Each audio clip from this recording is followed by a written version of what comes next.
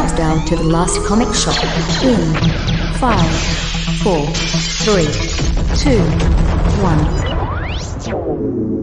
Hey, and welcome back to the last comic shop! That's right, we are opening the shop up to newbies to help them find their way underneath this giant comic book tent of ours. And occasionally we leave the lights on for legends that stumble into the shop and give us the opportunity to talk to them and pick their brains. Yes, and I'm the host with the most, Andy Larson, and I'm joined by Chad Smith and Jay Scott. And boy, do we have a corker of an episode for you today. Really. I've said that in the past. We've had some fantastic comic book guests on. But boy, to have the legendary Roy Thomas come to the last comic shop and talk to us for the next hour is just amazing. Like, I can't say enough about it. I mean, there's so many books that Roy Thomas has written over the years that I've enjoyed. And I'm sure that, Chad, J.A., you've got books that you've loved as well. Roy Thomas, it begins and it ends with Savage Sword of Conan. The work he did on that series, John Buscema with Alfredo Alcala, I mean, there's a reason why I have 8 omnibuy, and most of it's Roy Thomas. Wow. For me, I have to go first impressions. One of the first books I got when I started reading Spider-Man was Amazing Spider-Man 101. Where Spider-Man gets 6 arms and he's like, but not like this, not like this, And it also introduces Morbius, the living vampire. And that story was written by Roy Thomas, as filling in for the great Stan Lee as the first guy to pick up the reins on Spider-Man after Stan had left. But it had such an impact on me. It's one of those things, it's indelible. And so without Roy Thomas, I don't get that great story. Yeah, and without Roy Thomas, you don't get the Vision. That's right, Avengers 57, you don't get Beholding that Vision, that iconic cover done by the late, great John Buscema. I don't know, he's one of my favorite characters in comic books of all time. And without Roy Thomas basically bringing back this, obscure kind of golden age character that was kind of forgotten about, and bringing him back to the forefront and making him for at least a decade and a half like the heart and soul of the Avengers. Like, you want to talk about late Silver Age, Bronze Age Avengers, the Vision, he was the guy. Like, he even had the corner box. That's how important he was. That's all Roy Thomas and his influence. So kudos to Roy. But let's get to that interview. Let's not waste any time. We were lucky to talk to him at the Hershey Comic Con just this past summer. So here it is for all of you fans. An hour with Roy Thomas. All right, we're back here at the last comic shop, and we are sitting down with the legendary, and I can use that term in the most sincere way, Roy Thomas. Roy, I cannot count the number of comic books over my 30 years of reading comic books that I have read that you have written, sir. You could count them. It would just be a non-productive use of your time, because what would be the difference in the end? Absolutely. Let's just say it's a fair number. But it's run the gamut between, just superhero books, from your Conan work, from all of the licensed comic books you did, which, again, on the last comic shop, we always talk about how licensed comic books sometimes bring folks into the comic book tent. They bring them to the yard, and they're like, oh, well, I liked Tarzan, so now I'm going to read this other character that's kind of like Tarzan. That was part of our motivation, to a certain extent, sure, to widen the audience. Absolutely. Bring people in that read Conan or read Tarzan or, might be thinking about going to see a movie called Star Wars or whatever, and so forth. And, who knew if those things would work out? Some things like Logan's Run didn't bring much of anybody in. Star Wars did a little better. Okay. Yeah, a little bit. So traditionally, what we like to start off with, though, is getting a story about do you remember, the first comic book you ever got as a kid? No, I figure it must have been a Superman or Batman. Okay. One thing I know is that I discovered comic strips in newspapers before, because, the Sunday paper would come in, or daily paper. There's a photograph of me at the age of 3.5 from the summer of, 44, I guess, in in the park that's connected to the zoo in St. Louis, 100 miles from our place. We would go about once a year. That was probably one of my first trips there at 3.5. But anyway, and there's a picture of me, and I'm crouched in the grass. There's some stranger lying on his back, and he has a newspaper, a Sunday paper, propped open to the funnies and reading them. And I'm looking over his shoulder at the funnies at the age of 3.5. So, I mean, that probably wasn't my first glance at him either. Right. But it just shows that I was interested in that type of that kind of thing fascinated me from the beginning, because I was seeing those pictures. And then sometime in the next 6 months, a year, I evidently, at this store in my hometown, I saw some on, well, there were no racks in those days. Right. This would be on shelves. And I saw some colorful comic. It was a superhero, certainly, but it could have been Superman or Batman, probably was. Could have been somebody else. And I just basically, I guess I equated that with the other stuff I'd seen, but I hadn't seen superheroes before or knew anything about them.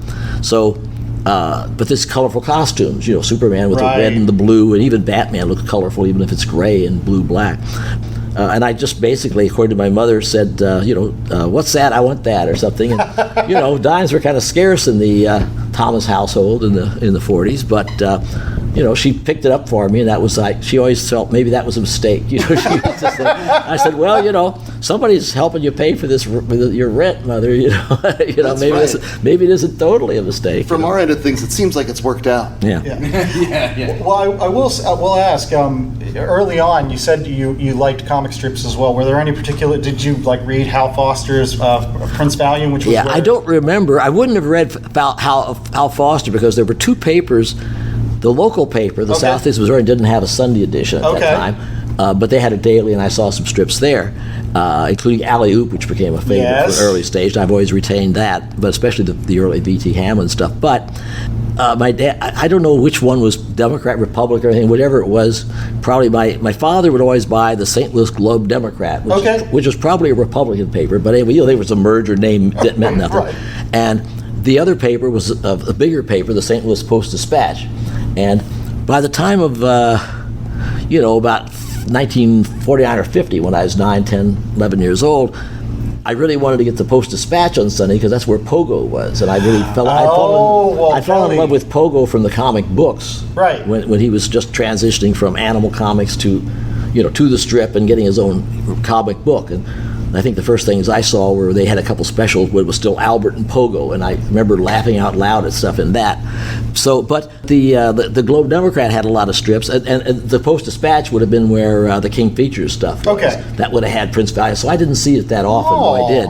But I did see a lot of good stuff, and of course some of it was reprinted in comics. Terry and the Pirates was reprinted when I first saw it in comic books. Absolutely. But I already recognized it was really good. And everything, and the Globe Democrat had a similar strip inspired somewhat by Pogo, which I still like, not as much as Pogo, but a lot, which is King-a-Roo. Yes. Which is not a well-known strip. I remember the Don and Maggie Thompson and a few of us really always. I have about 5 or 10 originals, though not of the best stuff. Started in, and didn't become a big hit, but it was a wonderful strip. And so I would get to read that almost every Sunday. But I read all the strips, almost everything. Right. And everything, and anything I would see. And of course, while I was mostly interested in superheroes, but I bought a lot of other kinds of comics when I could, Western humor stuff of various kinds, Funny Animal, Donald Duck, especially, and that stuff. And I bought all that stuff, even if more than half of it, 2/3 of it was superheroes. Right. Avoided the romance, the true crime stuff, the crime does not pay stuff. Never liked that. Never. I don't think I ever bought a single one of those. And I never bought a real horror comic after the first few issues of Adventures into the Unknown in 1948. Right. And maybe one or two others about that time. When it really got to the EC stuff, I never bought any of that. Wow. The first EC comic I ever bought was Mad Number 5. That's 1952. They're already a couple of 2-3 years into it at that point. And I didn't buy that as a horror comic, obviously. Right. But I would always pick the horror comics up, not the crime so much, but I'd pick up EC's comics, the science fiction, because I liked science fiction. Right. It was kind of horror science fiction. And I just had this feeling that the horror stuff was going to give me nightmares or bother me. Right. And so I just never bought it. But I would read it, or I'd glance over it at the stands before I put it back and bought a Superman or Captain Marvel or something. And then years later, 10, 15 years later, I met my friend Len Brown that worked for Tom's Chewing Gum. Wrote the first couple of Thunder Agent stories for Wally Wood. And, Len Brown is Dynamo's secret identity. Wally gave him that identity because of Len. And anyway, the thing is that he had a complete collection of ECs. Okay. And when I met him in 66, 65, so I went out to his apartment, and I'd be sitting around and I'd say, do you have the story that's like it's a horror story, a science fiction story, but it's a takeoff on Kukla, Fran and Ollie, the television show, or the one where it's like the Thing from Another World movie, except it's the Frankenstein monster in the eyes instead of an alien. Yes. He said, well, how you remember? You never bought this. I said, well, it came out in 1952, 53, and this is only 12, 13. I said, I just remember it. You know, I mean, I saw it for 15 seconds on a newsstand once, and I remembered it. You know, I knew the ending, and you know, I just kind of speed flipped through it. You know, but I just didn't want to buy that stuff. But the superheroes, because they started leaving me by the late 40s. Right. Well, I was still there, but they were going away. Yes. Well, that was the question that I had, is because, again, it seems like you were becoming a teenager about the same time that comic books were starting to be looked at as un-American. There were the book burnings throughout the United States where people would line up to throw we're talking comic books on. 53 and 54 which is the Wortham period. In that Yes. period. Yeah, I wrote a letter to that Senate thing that's, I don't remember writing it, but somebody kept it a couple of pages. And I think EC in Mad and all the magazines, they sent out a thing asking readers to write something. And I wrote a letter which somebody discovered in the archives of what Dr. Wortham or something like that. So I was on his list, you know. Wow. But I would have been 13 or 14 when I wrote that. I said, I think my parents agree with me too. I don't know if I asked them, you know. But that was an awful time for me. I was kind of the one thing, and I didn't even remember to even mention this to anybody for years, but then I realized it was kind of a funny story that back there sometime, if it wasn't 54, it was probably wasn't 55, 54, maybe 53, but somewhere in the middle of that stormy period. Right.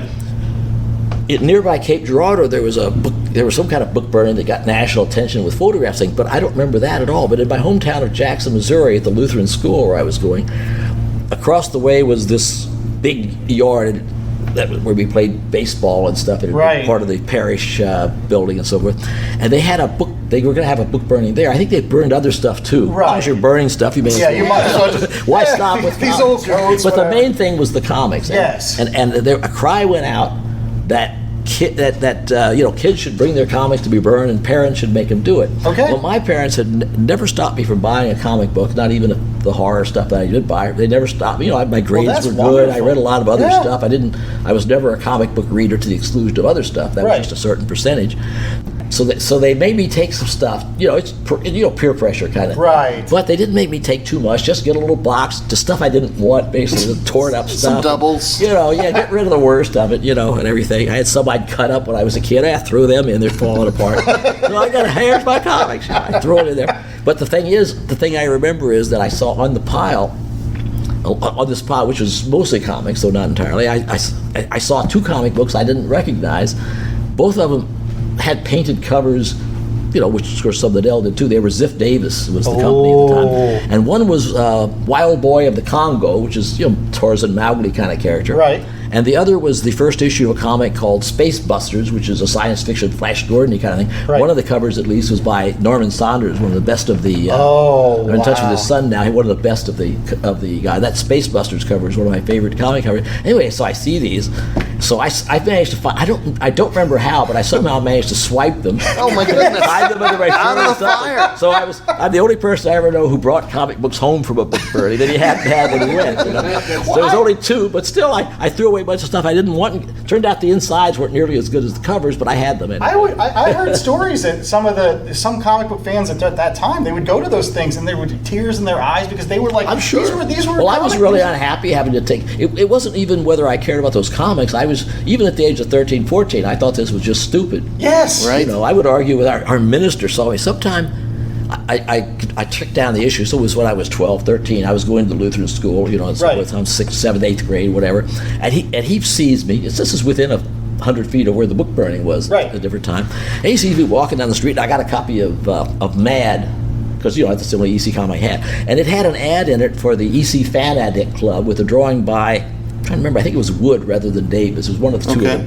But it was a drawing of a kid. He's at a porch. He's knocked on the door, and some ghoulish figure answers. There's snakes coming out from under the porch, and there's a skull over there with a knife in it, and so forth. And he And the pastor, takes this magazine and look, and his eyes fall upon this ad, and he says, "That's horror, it's horror comic." I said, "No, that's humor." I said, of course, it was intended to be humor, but it was, and I just walked on with my comic book. I was never going to give an inch to these guys. Good. Awesome. Even if they were right, I wouldn't give it. Well, so eventually you became more involved with the fandom because eventually you started working with Jerry Bales on Alter Ego. I think you started, and then it was big influence on me. Right. Can you talk about a little bit of that time? Any interesting stories? Yeah, well, I started writing letters to Julie Schwartz. Right. And everything. Actually, I think I wrote 3 letters once to the new Justice League, which was still in Brave and Bold at that time, and Green Lantern just about to become its own comic, and The Flash, which had recently become its own comic. And I wrote 3 letters, almost identical, with a couple of different paragraphs about the particular book, and the rest was the same. Sent them in to the 3 different magazines. Of course, they all go to Julie. I hadn't bothered to check with the NBC. So anyway, in a short time, either then or very soon after that, as we exchanged a couple of letters, and he realized at that stage I'm a college student, and I let him know that I was a almost straight A college student at a time when the average grade in college was not an A, right? As it is now, and so I just let him know that, and so forth, and anyway, let him know at some stage I was really trying to get hold of the old All-Star comics. I'd had them all, the later ones when I was a kid, but most of it had gotten torn up or this or that over the years. Didn't have many left, and he didn't have any of those at DC he could spare. Later, he actually did find one and sent it to me a couple of years later, but he sent me, probably with his permission, the home address of Gardner Fox, who was the Justice League writer, who also had, though I didn't know it at that time until he told me, had written the first, as it turned out, about 34 issues of the Justice Society. Well, 32, because the first 2 were anthologies. Right. And so he gave me his home address up in Yonkers. Well, that's kind of weird, you wouldn't get that now. Yeah. So I write Gardner and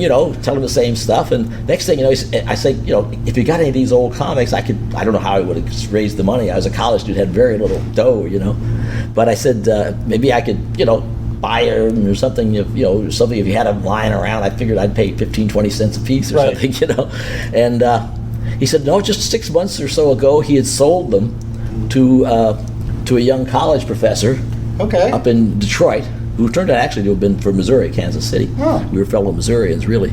And but he sends me Jerry Bales' address. So within about a week, I go from Julie to Gardner to this other guy. That Julie and Jerry in particular became such big influences in my life, Gardner too, to a certain extent. Right. And Jerry immediately writes back. The first thing I get from him is a package with a letter and 3 issues of All-Star Comics I'd never seen before from about 1940. Wow. Number 5, I think, was totally complete, cover and all. The others were incomplete, but 90-something% complete. Right. I mean, this was a revelation to me. Our Man's in there. I'd never seen Our Man and all that stuff. That's exciting. So this sort of cemented our friendship. And he was going to start something within a few weeks. He told me he wanted to start a little newsletter. It was going to be called the JLA Newsletter. Okay. Or the JLA Subscriber. It went back and forth as the title. The idea was to push Justice League and the superhero comics revival. Remember, there's no Marvel at this stage. Right. There's only DC and maybe Fly and that Shield comic briefly at Archie, and the Shield died very quickly at Archie. That was it. But he wants to push that kind of thing. Will I help him? So I said, yeah. And then he went off to New York. By a weird chance, he suddenly, at about 2 weeks' notice, got an invitation in February of 1961 to go to New York to speak at a small college there. Okay. And because he was in what was called natural science. I never figured out what that is. But he was a brilliant guy, obviously. And anyway, so while he's there, he wants to drop in on DC. So he spends several hours. He meets Gardner, he meets Julie. And Julie Schwartz shows him these things called fanzines, science fiction fanzines, including the first 3 issues of Dick Lupoff and Pat Lupoff's Zero with an X. Okay. Which was really a science fiction magazine. A lot of other stuff, but it's from the very beginning, it had the comic book article in the back. That series called All in Color for a Dime. Right. Starting with one on Captain Marvel, the big red cheese. And so he had the first 3 issues there. And when Jerry saw this, his vision expanded from being a little newsletter to being a whole fanzine. And so it wasn't the first comic book fanzine. They'd had a few over Mad and EC years before. But the first kind of more general it was emphasized toward the superhero, but still, comics in general, we were willing to talk about almost anything, even though the superheroes were the main thing. Right. And and he asked me to help him out, so he listed me as like, an editor with him. I never edited anything. He edited me. But I was glad to have that. That's how I got into it, simply by being, Robin to his Batman or whatever it was, And Alter Ego, it's still going. Alter Ego is still going. I killed it off when I went into professional. I had to kill it off for a few years. But then when the work began to kind of dry up by, I got to be about 60 years old, pushing 60, I was still getting some work in comics, but, I wasn't getting as much. So I thought, well, maybe I should do something else, bring in a few bucks, give me something to do. I really enjoyed doing that magazine. I enjoyed history a lot. I enjoyed comics, so why not continue the comics history? Right. And so I ended up, John B. Cook was just starting that comic book artist magazine. Right. And I knew Morrow, who already was doing the Kirby Collector, and although I felt he overemphasized Jack at the expense of Stan, I said, Jack certainly deserved his magazine, and Cook wanted to do something about the non-Jack Kirby stuff, and so when I wrote to him, he ended up inviting me to be a part of that, and within about 3 issues, they kicked me out and made me do my own magazine. and I remember telling him, I said, going to be a quarterly whole magazine. I don't know if I can find enough stuff to fill that. So here I am, 180-something issues later. What was it like to go from being in the fan magazine Alter Ego to working and eventually running companies like Marvel? Well, it was like a dream, but it was just some sort of strange natural progression, but I couldn't recognize it. I'm like some fish in a stream. Does the fish really know it's in a stream, or does it think it's in an ocean? Right. Whatever. I'm just in there doing whatever I can do. I was doing the magazine, sending it to Stan, but even more so to the DC people or anybody I had an address for, just like Jerry had done. And so Julie Schwartz knew Mort Weisinger. They'd been boyhood chums in science fiction fandom, and so Weisinger, who after checking with Julie and finding out Julie liked me and a little more about me, offered me this job. Okay. I think I'd exchanged one letter with Weisinger. All right. In my entire life. Before that, suddenly he writes me a letter right after I'd accepted this fellowship to study graduate foreign relations at George Washington U in Washington D.C. Yep. And anything to get out of teaching high school. But I thought about it and I decided, no, I'd rather be in comic books than become a diplomat or a college professor or something. Sure. That was just something that I could do. But the comic books, even if it only lasted a year or two, but I never had a 5-year plan or a 1-year plan in my life. The whole idea was to just keep plugging away, do what you can. It'll take care of itself. And when somebody asked me, "What do you think you'll be in 5 years?" And I said, just alive. Knock on wood. So and then when Mort and I didn't get along that well and so forth, and I met Stan and he offered me a job. I hadn't been looking for a job particularly, but offered a job by the guy I thought was the best writer in comics, right, at an up-and-coming company as opposed to a sadist. Yes. What's the choice? So he hired me 15-20 minutes after we met, and and then I worked for him for all those years and off and on for the rest of his life, really. And those early days at Marvel, I think it was funny that you said that you didn't read a lot of romance. Wasn't one of your first books at Marvel, like where you were like a writer for a while, was romance? Really, the model, which had gone back and forth between romance and humor. It was sort of like it was like more romance at that stage, or more romance adventure, and there's a little humor, but it was really more of a romance without that much romance. I don't know what the hell it was, and yet she was in 2 comics yet still, and then there was Patsy and Hetty still surviving with Patsy Walker. And that's the first thing I got that weekend when I went back there after being thrown out of D.C. Once I gave Mort 2 weeks notice, it became 2 minutes notice. He actually said, this is an absolute quote, it says, "You're a spy for Stan Lee." I couldn't figure out what the word Stan Lee is going to spy on. I mean, Superman's a big selling comic book, but if Stan doesn't know enough about that, how is he going to spy on it through me? So he kicked me out. I was delighted because Stan had been very unhappy with it. I said, I have to give Mort 2 weeks or so notice.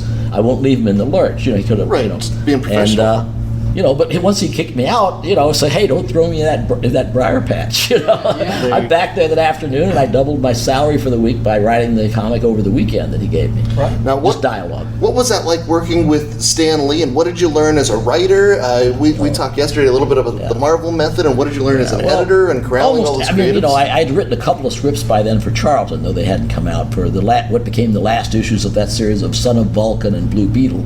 They didn't come out till after my first Marvel work because that had already been drawn. It was further ahead. They had different schedules, but it was It was great. Stan, it's kind of funny. I was the high school teacher, and I hated teaching. Stan was just a high school graduate, never had a chance to go to college or anything like that, into the Depression and all that kind of thing. But he was an excellent teacher. He took me under his wing. I had a lot of crude things, Well, you're learning, figuring it out as you go, I imagine. Yeah, he was in at least 3 days a week, if not 4 or 5. It's kind of varied. And every morning, when he'd come in, he'd have the stuff he worked on yesterday was bullpen bulletins or stuff he'd dialogued, or maybe a script that needed to be sent out now to somebody, a plot to somebody, or if he wasn't going to talk to him on the phone, it was a couple of pages, whatever it was. And he would go over it all with Saul Brodsky as his production manager on his right hand, and I would be on his. So he said Saul Brodsky was his right hand man, and I was his left hand man. Okay. So other people got something, but nobody else, I don't think, except maybe Larry Lieber, his brother, briefly, before, ever got that kind of experience. I mean, there's good and bad. I learned Stan's bad habits that I might have, in ways that might have affected me that I'd have been better off not learning. But mostly it was really a course in, especially since I was supposed to write sort of like Stan. He wasn't hiring me to write like Gardner Fox or Jerry Siegel's writing. He wants me to write as much like the comics in general, and it's a little more slavish at the beginning, and he loosened up over the next few months as he saw some things that I would do that wasn't what he'd do, but but it was still okay. Right, because they gave you X-Men, and then they eventually gave you Avengers. And he'd rewrite the hell out of those at the beginning. Really? Oh yeah. He the first thing was Sergeant Fury was the first. Howling Commanders. Well, the first thing he gave me might have been that Iron Man, the first Gene Colan Iron Man. Okay. Tales of 73. And he rewrote the hell out of that, so there's no credits on that. It just says everybody worked on this, and it says Stan Lee, Roy Thomas, Marie Severin, she colored it. Mm-hmm. The guy Adam Austin, that was Colan, penciled it. And it was just down a little tiny, no credits, because he wasn't going to give me an individual credit, but it's still really 50% or more of this dialogue was mine, none of the plot. Then he had me finish up a couple of Steve Ditko Doctor Strange's 10-pagers that Steve had plotted and were roughly penciled. And he rewrote one of them. The credit for me in the first one says written and rewritten, and that's definitely true. And then he gave me Sergeant Fury. That was weird because that was the morning after in 1965 they had this big blackout in New York. Yes. November of 1965. Denny O'Neil had just come to New York a couple of weeks before at my at my sending him the writer's test that I had taken, and. We were stuck on a subway, so we didn't do anything. The whole city's blacked out. There's no electricity. Stan comes in the next morning with the whole, I think Denny said it was a Daredevil. It was some comic that he had totally written that night before. He said he got some kind of candle brigade, he and his wife Joan got going. And he sat there and wrote the dialogue for a whole good comic that was as good as anything else. Right. And he says, I'm sorry I didn't get this Sergeant Fury written too. I was going to try to write the whole thing. We had this blackout. And Justice Hall said, yeah, we know. So I didn't get a chance to write this. So here, Roy, you're now the Sergeant Fury writer. So he handed me this 20-page Sergeant Fury story, in the middle of a story. Okay. And so that's how I got that one. And the X-Men was everything I got in the early days, the first X-Men and the first Avengers, they were already drawn from him and Don Heck or him and Nick Ayers. And Werner Roth talking it over, so it was by the second one I was doing the plotting, but in the first one I'm just doing the dialogue, so I sort of worked it in. And everyone, finally after about 6 months, he would get everything lettered, but he would then still want to rewrite me, but he didn't like doing it from a script. He preferred to see it when it was all down the pages. Right. Well, that's a lot of trouble. Once it's all lettered in ink, it's a lot more trouble to change dialogue and captions than it is when it's in a script form. Right. So Saul Brodsky is going crazy. So every time he talked to Stan, and finally one day Stan, about 5 or 6 months in, says, Saul's been telling me how it's causing all this trouble. Of course, I knew that, but there wasn't anything I could say about it. And I said, so he says, it's so much trouble. He says, from now on, he says, anything you do, show me the first page and the last page, and if that's okay, I'll figure the middle's okay. After that, things got along fine. Well, the wonderful thing about your early X-Men run is, at some point I could tell it's almost like this is when Roy Thomas started trying to take that Factor 3 series, where you came in with the Mutant Master, and it was like that was one of my first sort of big concepts. I was proud. It was a James Bond kind of concept as far as I was. Because I could tell, because before that it was almost like Villain of the Week or Villain of the Month, but then you said, no, I'm going to make a storyline similar to what you would eventually do with like Kree Skrull War and things like that. Well, I always went for wars. My favorite work of art is the Iliad by Homer. Okay. So I just like that kind of thing. And Factor 3, to me, it sounds like a toothpaste, really. But somebody mentioned that. But what I thought of it as being it was like the third world or fourth world. It was like at that stage, China wasn't really, figured in a big way. So that's why they called them the good old days, I guess. But anyway, it was like America and Russia. So Factor 3 was this group that was really trying to stir up war between the two of them in part, Right. And everything. I didn't get too political about it because Stan wouldn't have wanted that. They were kind of getting away from the Cold War stuff. Right. So I was trying to do Cold War stuff without mentioning any names. We got this enemy. We forget what the name of the country is, And so that was like one of the first big concepts I guess I had. I mean, not that it was that great, but I'd make up mutants that were working for Factor 3, and I forget the story now. Well, I think it's actually also one of those things where you see it like later in your work, where you start bringing in characters from the past. Yeah. Like you brought back all the other mutants. It was always weird, Blob comes back and Vanisher comes back and all these people, and they're working for Factor 3, and you're like, oh, I haven't seen these people in Yeah. Well, Stan brought them back too, but I did it in a big way. In a big way, yes. And so I mean, everything I did, I think, in those days. Well, I told Stan this once. He didn't understand it, but maybe it's just as well for me he didn't. I said everything I do in comics, Stan, I said, is either something you taught me or a reaction against it. Okay. But most of it was really what he taught me, and of course, then I get anybody would do this. You take it through the grist of your own mill, right? And you your own influences. I had a different education from Stan. I was he was fairly well read, and certainly he loved to quote the Rubaiyat of Omar Khayyam. That was a big thing with him, and little bits of Shakespeare and this and that. What little he knew, and so forth. But he had a really good feel for language. Obviously, he hadn't shown that much, but you could tell it from the Black Knight story too when he wrote that back in the 50s, yes, and everything. He had a really good command of. As soon as he started writing Arthurian type dialogue, he did it better than anybody else in comics back in the 50s. Right, and that was his minor work when he was just hacking stuff out. So he appreciated the fact that I sort of. Could do that same kind of thing. There were things where there are ways in which I'm a better writer than Stan, but they're not important. Stan was, so much more important than any other writer. I don't know, maybe since Jerry Siegel, just about, So we are going to step away for a quick commercial break, but we will be right back very soon with more Roy Thomas. So don't go changing. Maybe you can hit that fast advance if you want.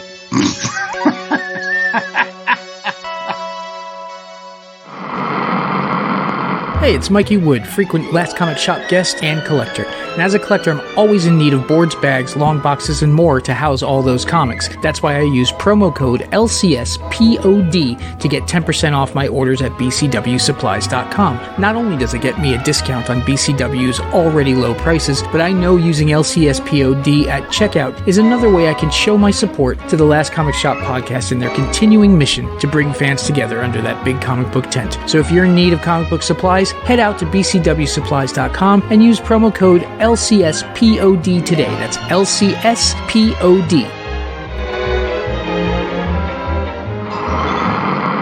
Hazel always knew there was something special about her cat Mooney, but she's still shocked when Mooney opens his mouth to tell her he's just had a vision.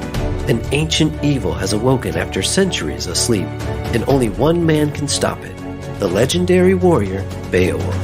Unfortunately, it's been over 1,000 years since he slayed a dragon, and he's been reincarnated as this guy. His name is Victor, and he's more unemployed millennial slacker than mighty warrior.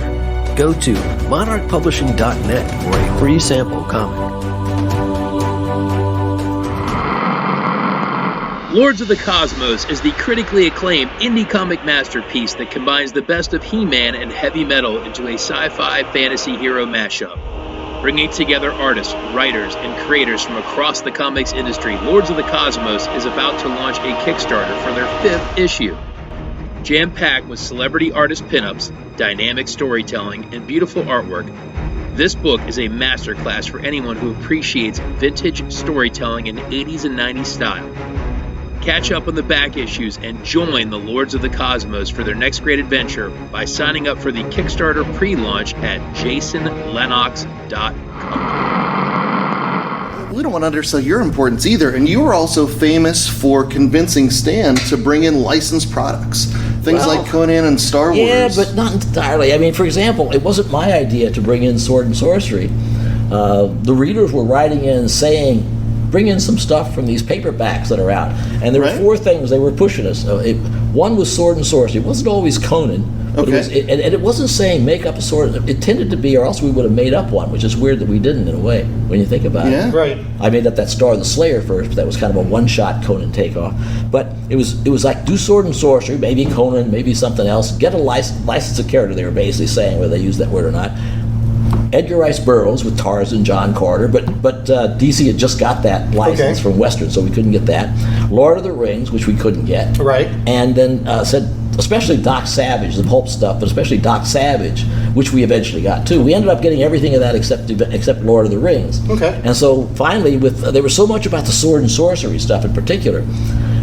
Not Conan as such, but sword and sorcery, that Stan one day came to me and said, "Why don't you write a memo, a couple of pages or so, not just a couple of words, to Martin Goodman, the publisher, and tell him why we should license one of these characters." Says, "I don't know what this sword and sorcery stuff is. I've never read any of it." I had by that point read some, and I'd read some Howard. It got slow. I read other stuff first, but I read some Howard, and realized that he was so much better than any of the other stuff. Right. And I liked him better than Lord of the Rings too, as a matter of fact. Still do. And anyway, so I have to write this letter, and I emphasize, it's got these bigger than life heroes, which is almost like a superhero. It's got these beautiful women, not always clad for cold climates, and monsters and wizards and things like that for villains. I didn't mention that, it was there, but I didn't press the fact that it was going to look like a medieval world. Right. But anyway, so Goodman authorized me to, offer some money to whichever one I wanted. And when we couldn't get Thongar, which Stan liked as a name better than Conan or Cull, Lynn Carter, the author, was willing, but his agent was holding out for more than the $150 a month we were offering with no royalties. And so finally, after several months of waiting, the agent's waiting for movement. They ain't going to be none. Goodman's not going to raise that a penny. Right. So finally, one day, I picked up the latest Conan book, just came out, the one with the Frost Giant's daughter. Okay. Beautiful cover they're all beautiful covers by Frazetta. But and there in the introduction by L. Spring de Camp, he probably regretted later he did it. He lists the name and address of the literary agent for the Robert E. Howard estate in Pasadena, Texas. A guy named Glenn Ward. Well, I don't need a house to fall on me to know that. If maybe that's the guy I should write to about getting the rights to Conan. And I said, so I offered him. I got so embarrassed by the 150, I offered him 200, and then when he accepted, because he accepted my argument that we can't pay much money, but it might bring new readers in, new audience, and which it did. So, but then I just realized I wasn't going to write it. I'd have given it to Jerry Conway or somebody, because I wasn't a big sword and sorcery fan, though I liked Howard. Right. And I was busy with other stuff, but I figured I better, what am I going to do about this extra $50? Goodman's going to notice that some stage when it's back. That was probably 2 or 3 pages worth of my rate at the time. I don't know what it was. So I said, I better write the first issue or so anyway. Right. And that's how I got into writing. Wow. But it was really the readers, and Stan was, big on that. I was all for it, but it was not me. And even Star Wars, they came to me because they couldn't get to Stan. But it wasn't like I went out looking for Star Wars. The Star Wars solicited me, and I just came to feel, this might make a couple of bucks. Had no idea. No idea. Yeah, no, I guess, that's what the things are.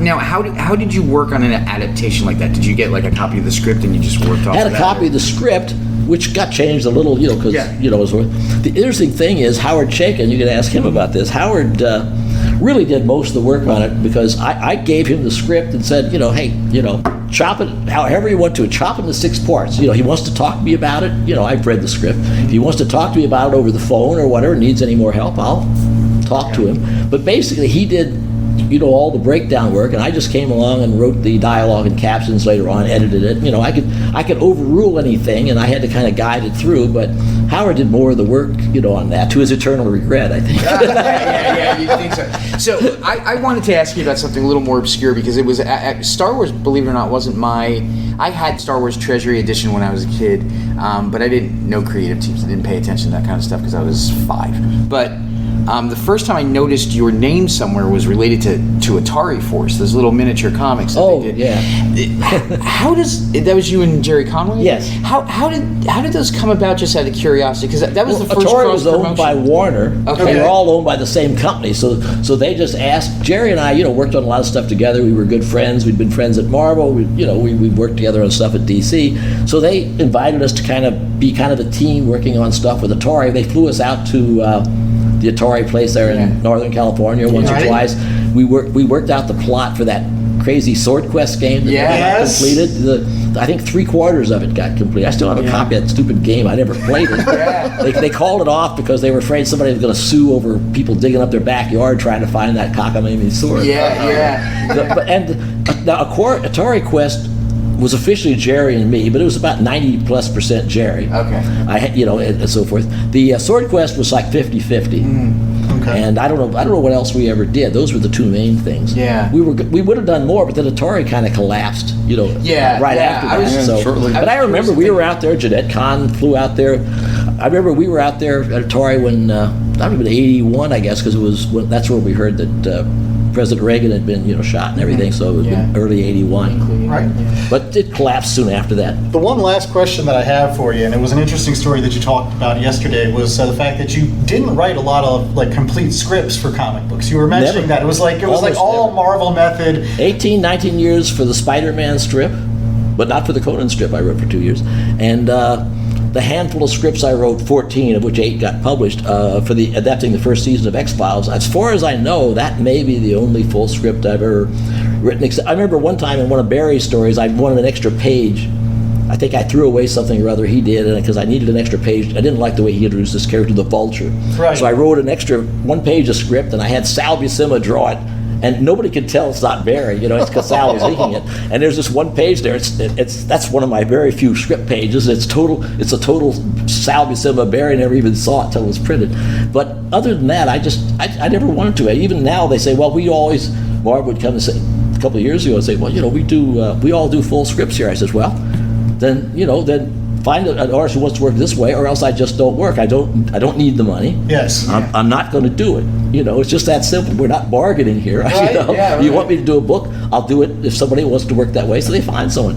That guy who did the last 10-pager thing with me for Conan, that Steve McNiven. Right. Who did a wonderful thing, sort of like Barry Smith kind of job, but with his own thing. But that was all from a plot, and as were the, whatever I did stuff for Dark Horse with Conan, or when I did the couple of issues with the character Semino there, named after my buddy and manager there. Semino is some evil rat in the first of the...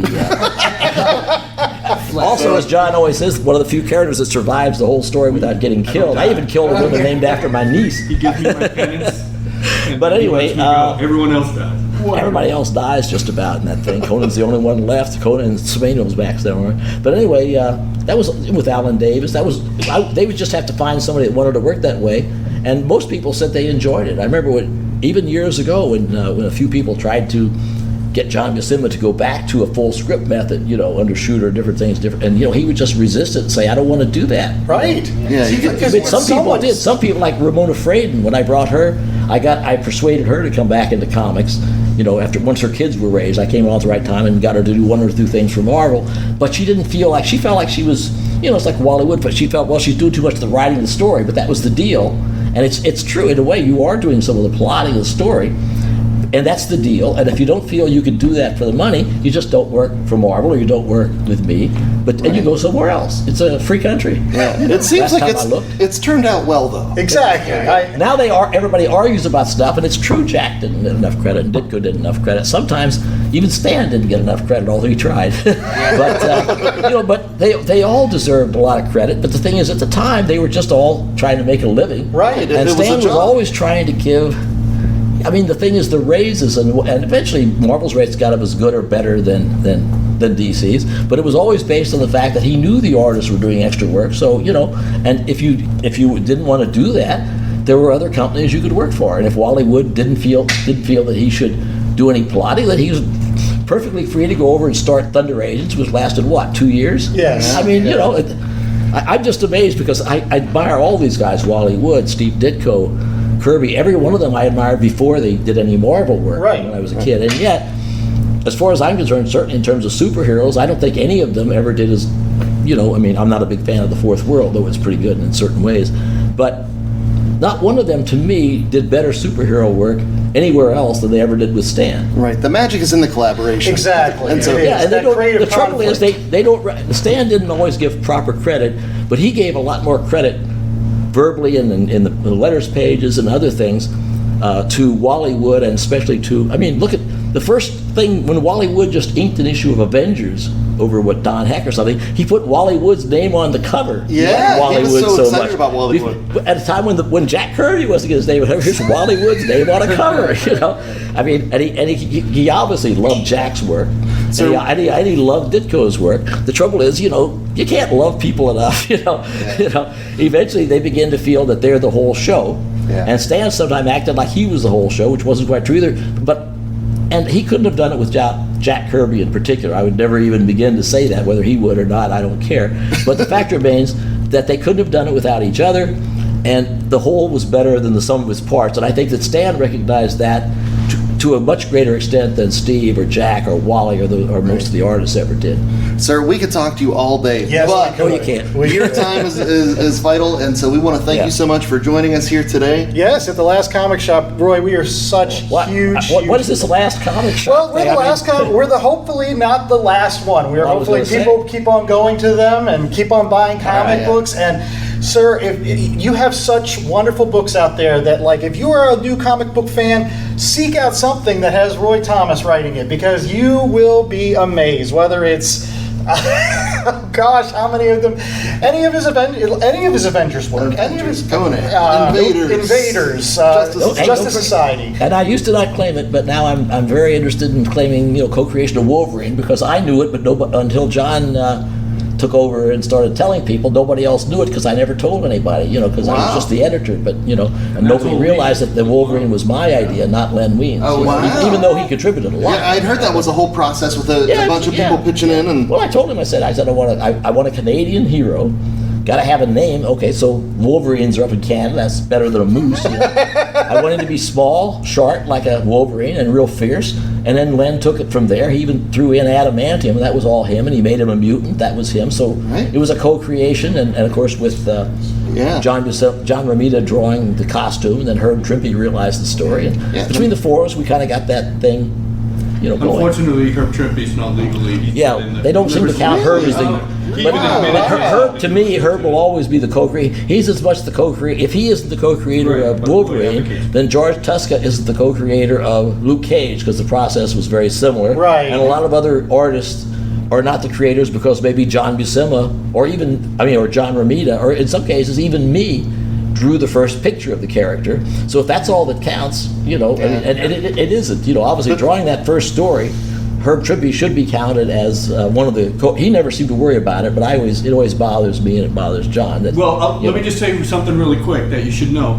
When these characters started making money, Roy lived off the grid. He just gives credit to everybody where credit's due, but sometimes he didn't get it back, because when these characters started making money, and all of a sudden some people got pushed out because they thought they could get maybe a bigger cut or something. Right. Yeah. And so when you come back, and so Roy's off the grid for many, many years, all of a sudden we come back on the grid, and it's like, wait a second. And so we got to kind of backtrack and put that stuff back into publication, where some people will come out and be like, wait a second, he had nothing, because they had no idea. Right. And let me just say something really quick. How I figured this out was back in 2013. I saw a message board, and somebody wrote something, and they said, will Roy Thomas ever get credit for co-creating Wolverine? And I clicked on that, and he was at a convention getting in line, and some guy comes up to him, and he wanted Roy to sign a Wolverine comic, and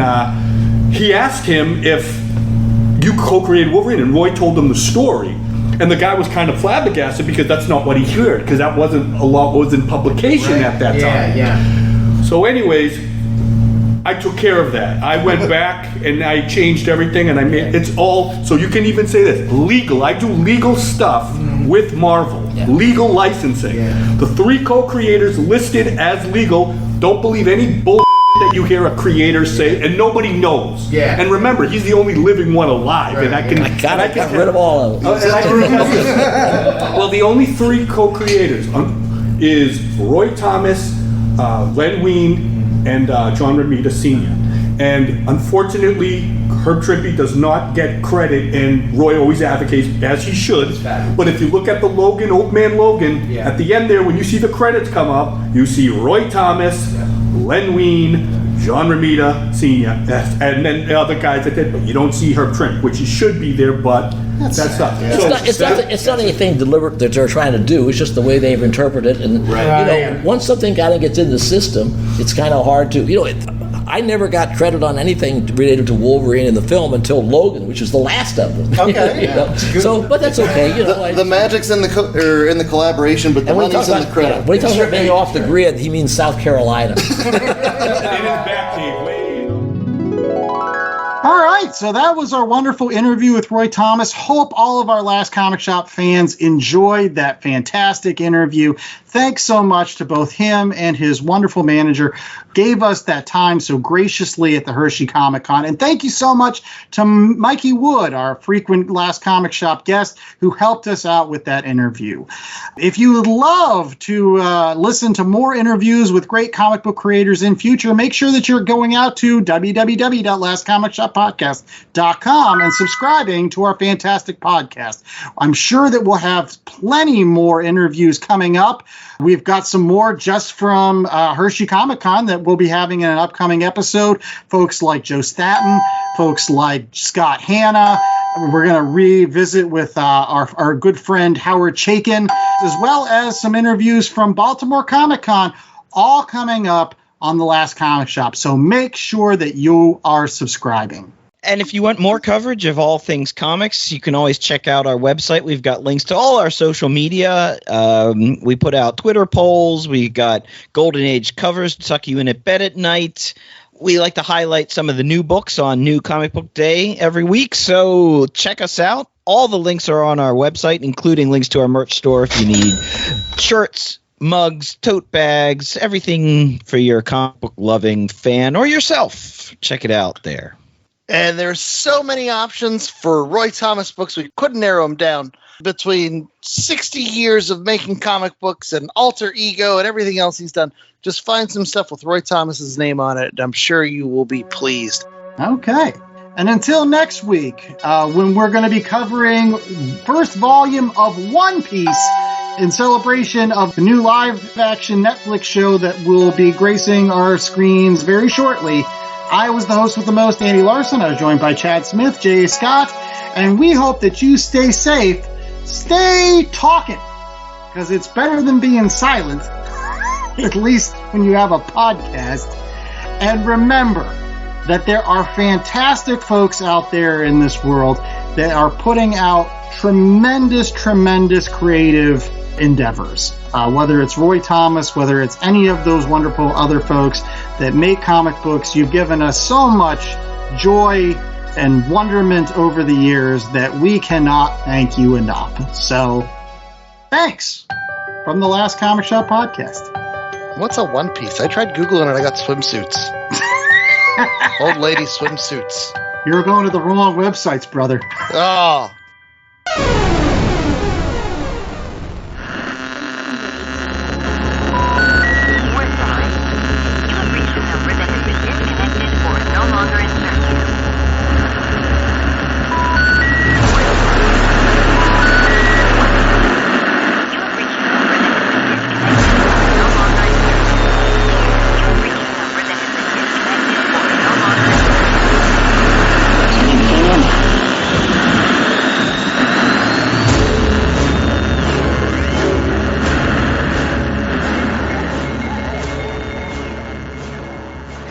Comic Shop was a 2023 Black Angus production.